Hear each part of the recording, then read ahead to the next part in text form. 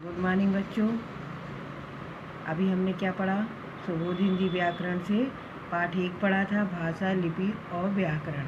पढ़ा, समझा, हमने उसका टेस्ट भी दिया। अब हम आएंगे पाठ 2 पर। पाठ 2 में क्या है? वर्ण विचार। वर्ण विचार वाले चैप्टर में पाठ 2 में हमें कितनी चीज़ों को पढ़ना है? हमें 12 चीज़ों को पढ़ना है। ये जो दी गई हैं, सबसे पहले है वर्ण और वर्णमाला। सबसे पहले हम क्या समझेंगे? वर्ण और वर्णमाला। उसके बाद हम समझेंगे स्वर और उसके भेद, स्वरों की मात्राएं, फिर व्यंजन आएगा, फिर व्यंजन के भेद आएंगे, संयुक्त व्यंजन आएगा, आगत वर्ण आएगा, अनुस्वार, अनुनासिक, विसर्ग, द्वित व्यंजन और रा के विभिन्न रूप। हमें कुल मिला के इस पाठ में, इस अध्याय में क्या करना है? टोटल 12 चीज़ों को, 12 चीज़ों को पढ़ना है और समझना है। जब तक हम व्याकरण को सही ढंग से नहीं समझेंगे, पढ़ेंगे, तो क्या होगा?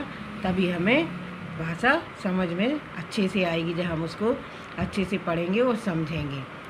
अब सबसे पहले क्या आएगा? वर्ण। वर्ण क्या है? सबसे पहले हम वर्ण की आपको डेफिनेशन बता देते हैं। वर्ण क्या है? भाषा की सबसे छोटी इकाई है, जिसके और अधिक टुकड़े नहीं किए जा सकते। सबसे पहले हिंदी में व्याकरण में सबसे सरल परिभाषा जो है, जो हम सेकंड क्लास में पढ़ते हैं, थर्ड क्लास में पढ़ते हैं, तो क्या है? वर्ण भाषा की सबसे छोटी इकाई है, उसके और अधिक टुकड़े नहीं किए जा सकते। अब हम वर्ण के बारे में समझेंगे। जब हम बोलते हैं तो हमारे मुख से कुछ ध्वनियाँ निकलती हैं। क्या निकलती हैं? ध्वनियाँ निकलती। ध्वनि मत का अर्थ क्या होता है? सबसे पहले मैं ध्वनि। अब क्या है? जब हम बोलते हैं तो हमारे मुख से कुछ ध्वनियाँ निकलती हैं। ध्वनि का अर्थ क्या होता है? आवाज़। अब सबसे पहले हमें क्या समझना है? ध्वनि का अर्थ, मतलब इसका अर्थ हुआ आवाज़। जैसे हम दरवाज़ा बजाते हैं तो कैसी आवाज़ होती है? खटखट की। हम पानी में दे दी, हम छलांग लगाएंगे, यदि हम गिरेंगे तो छपाक की आवाज़ होती है। ऐसी अलग अलग चीज़ों से अलग अलग आवाज़ होती है। तो इन जो ध्वनियाँ निकलती हैं, जो आवाज़ निकलती है, उसको लिखने के लिए कुछ निश्चित चिन्ह दिए गए हैं। चिन्ह दिए गए हैं। इन ध्वनियों को लिखने के लिए कुछ चिन्ह निश्चित किए गए हैं। इन चिन्हों को ही हम वर्ण कहते हैं। वर्णों को मिलाकर ही क्या बनते हैं? शब्द बनते हैं। अब क्या है? जब हम बोलते हैं तो हमारे मुख से कुछ ध्वनियाँ, मतलब आवाज़ निकलती है, और इस आवाज़ को समझकर हमें लिखने के लिए क्या करते हैं? कुछ निर्धारित चिन्ह निश्चित किए गए हैं। इन चिन्हों को ही हम वर्ण कहते हैं। और वर्णों को मिलाकर क्या बनते हैं? शब्द बनते हैं। ध्वनि के लिखित रूप को वर्ण कहते हैं। अब ये क्या है? वर्ण की परिभाषा है। क्या है? ध्वनि के लिखित रूप को वर्ण कहते हैं। वर्ण भाषा की सबसे छोटी इकाई है। इसके और अधिक वर्ण भाषा की सबसे छोटी इकाई है और इसके टुकड़े नहीं किए जा सकते। हमने सबसे पहले आपको बताया था सबसे सरल भाषा में कि वर्ण भाषा की सबसे छोटी इकाई है और उसके टुकड़े नहीं किए जा सकते। अब हमने क्या समझा? अब हमने सबसे पहले वर्ण समझा। वर्ण मतलब क्या होता है? हमारे मुख से जो ध्वनियाँ निकलती हैं, उन ध्वनियों के लिए लिखने के लिए कुछ निश्चित चिन्ह हैं। इन चिन्हों को हम क्या कहते हैं? वर्ण कहते हैं। और वर्णों को मिलाकर ही क्या बनते हैं? शब्द बनते हैं। अब ध्वनि के लिखित रूप को क्या कहते हैं? हम वर्ण कहते हैं। और वर्ण भाषा की सबसे छोटी इकाई है, इसके टुकड़े नहीं किए जा सकते। अब हमने वर्ण समझ लिया। उसके बाद में हम क्या आएंगे? वर्णमाला पर। वर्णमाला क्या है? वर्णों के निश्चित समूह को हम क्या कहते हैं? वर्णों के निश्चित क्रम समूह को हम वर्णमाला कहते हैं। ये वर्णमाला की परिभाषा है। जिस प्रकार रंग बिरंगे फूलों को व्यवस्थित ढंग से पिरोकर एक सुंदर माला बनती है, उसी प्रकार वर्णों को निश्चित क्रम में एक समूह में रखा जाता है। वर्णों के इस समूह को वर्णमाला कहते हैं। क्या होता है? जैसे अलग अलग तरह के फूल होते हैं, हम उन्हें क्या करते हैं? एक यदि धागे में पिरो देते हैं तो क्या हो जाता है? एक सुंदर सी माला बन जाती है अलग अलग रंगों के फूलों को। उसी प्रकार जो वर्ण हैं, उनको हम क्या करेंगे? एक निश्चित समूह में रख देंगे तो क्या हो जाएगा? वो क्या हो जाएगा? निश्चित क्रम में रखेंगे तो क्या हो जाएगा? उसका एक समूह बन जाएगा। और समूह को हम क्या कहेंगे? समूह को हम वर्णमाला कहेंगे। क्या है? वर्णों के निश्चित समूह को हम वर्णमाला कहते हैं। प्रत्येक भाषा की अपनी एक वर्णमाला होती है। अलग अलग भाषा की जितनी भाषाएं होती हैं, सबकी वर्णमाला अलग अलग होती है। भाषा सीखते समय सर्वप्रथम वर्णों की पहचान कराई जाती है। और जब हम कोई भी भाषा सीखते हैं तो सबसे पहले हमें क्या कराई जाती है? वर्णों की पहचान कराई जाती है। हिंदी भाषा की वर्णमाला इस प्रकार है। अब हमें क्या करना है, हम कौन सी भाषा पढ़ रहे हैं, हिंदी, तो हमें क्या करना है, हिंदी भाषा की वर्णमाला को देखना है।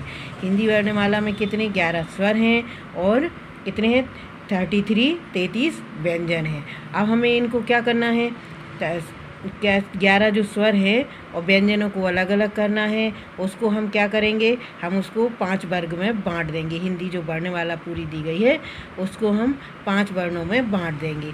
सबसे पहले स्वर दिए गए हैं, ये क्या है, 11 जो आ ई उ ये क्या है, ये स्वर हैं, ये क्या है, स्वर। तो क्या है, ये सबसे पहले ये अलग ही रहेंगे स्वर। अब हम आएंगे जब व्यंजन पे आएंगे तो इसके हमने वर्ग निश्चित कर दिए हैं, जो हमें व्याकरण में इसके वर्ग निश्चित हैं। सबसे पहले का वर्ग में क्या आएगा, क ख ग घ उढ़ा, क्या आ जाएगा, क ख ग उढ़ा। अब आ जाएगा, अब हम आएंगे चा वर्ण पर। का के बाद क्या आ गया, चा वर्ण, चा छा जा झा और या अड़ा खाली आ गया। टा वर्ण, टा ठा ड ढ ढ अड़ा, क्या आ जाएगा, ये टा वर्ण में आ गया। ता वर्ण, ता था, अभी क्या है, ता वर्ग है, ता था द ध न, ये क्या है, ता वर्ग में कितने शब्द आते हैं, कितने वर्ण आ रहे हैं इसमें, ता वर्ग में। अब पा वर्ग, पा फा ब भ म, इसमें कितने आ गए हैं, पा आया है, फा आया है, बा भा उमा। अब जो वर्ग दिए गए हैं, का वर्ग में क्या है, का खा गा घा उड़ा। अब इसमें क्या है, कितने हैं, 5 इसमें शब्द दिए गए हैं। हर एक वर्ग में जो 5 वर्ग बनाए हुए हैं उसमें क्या है, 5 क्या दिए गए हैं, वर्ण दिए गए हैं। अब उसके बाद में आएंगे या रा ला बा शा शा शा श हा। अब उसके बाद में क्या होता है, इसके बाद में वर्णमाला व्यंजन, ये यहाँ पूरे हो गए हा पे। उसके बाद में आएंगे संयुक्त व्यंजन। संयुक्त व्यंजन कौन कौन से होते हैं, छा छत्री का होता, त्रा त्रिशूल का होता, ज्ञा ज्ञानी का होता और श्रा श्रामिक का। इन वर्णों को हम क्या कहते हैं, संयुक्त व्यंजन। आयोग वाह क्या है, इसको हम यहाँ क्या कहते हैं, अनुनासिक कहते हैं, अनुस्वार कहते हैं।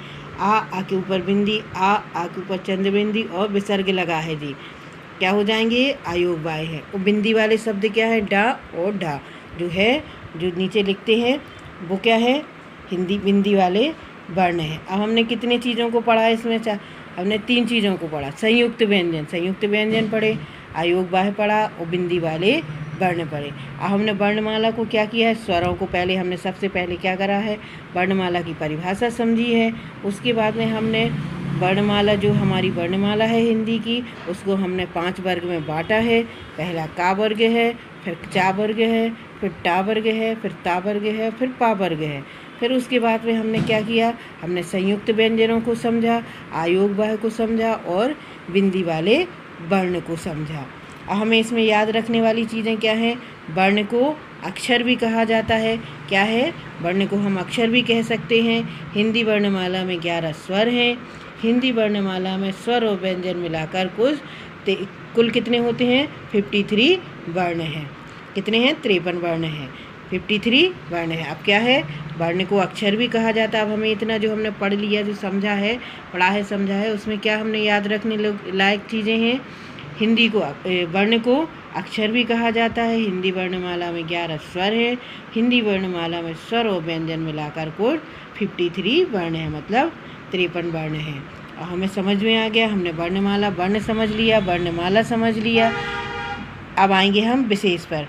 सभी व्यंजन आ की स्वर की सहायता से बोले जाते हैं। क्या है, जो सब व्यंजन है, जो कहाँ से शुरू होते व्यंजन, का वर्ण से, तो ये क्या है, सभी व्यंजनों को स्वर की सहायता से बोले जाते हैं। यदि व्यंजन का प्रयोग आ स्वर के बिना करना है तो उसके नीचे एक तिरछी रेखा, ये जो दिख रही है आपको, कोष्टक बना हुआ है, इसमें जो छोटी सी मात्रा की लाइन खींची हुई है, तिरछी रेखा लगा दी जाती है, जिसे हम क्या कहते हैं, हलंत कहते हैं। क्या कहते हैं हम इसको, हलंत। अब इसमें हमने सबने क्या पढ़ा है, इसमें कुछ विशेष क्या था, सभी व्यंजन आ स्वर की सहायता से बोले जाते हैं। यदि व्यंजन का प्रयोग आ स्वर के बिना करना हो तो क्या करते हैं, हम नीचे एक तिरछी रेखा लगा दी जाती है, उसे हम हलंत कहते हैं। अब आ गया आपको इतना सब समझ में, वर्ण और वर्णमाला समझ में आ गई। अब हम आगे बढ़ेंगे।